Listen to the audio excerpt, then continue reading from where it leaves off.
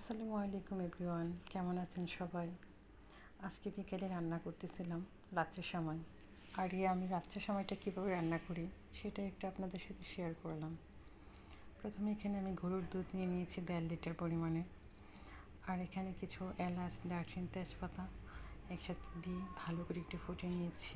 তারপর এখানে পরিমাণ মতো চিনি দিয়ে দিলাম। আর দুধটা এদিকে ভালো করে ফুটে আসতেছে।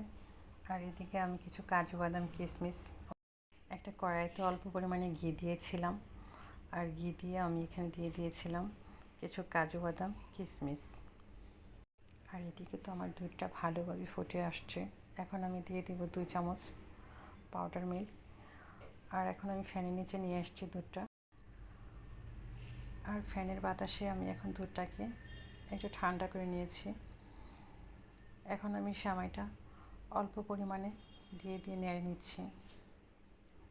আর এইভাবে সম্পূর্ণ সেমাইটা আমি দুধের সাথে দিয়ে দিয়েছি। দিয়ে দেওয়ার পরে আমি কিছুক্ষণ ভালো করে নেড়ে চেড়ে ঢেকে রাখবো 5 মিনিটের জন্য। আর 5 মিনিট পরে এসে দেখি যে আমার সেমাইটা একদম সুন্দরভাবে সিদ্ধ হয়ে গিয়েছে। আর এখন এটাকে সার্ভ করে নিচ্ছি। এখানে কিছু কাজু বাদাম, কিশমিশ আমি ছিটিয়ে দিয়ে দিয়েছি। আর খাওয়ার জন্য আমি তো বাটিতে নিয়ে নিয়েছিলাম।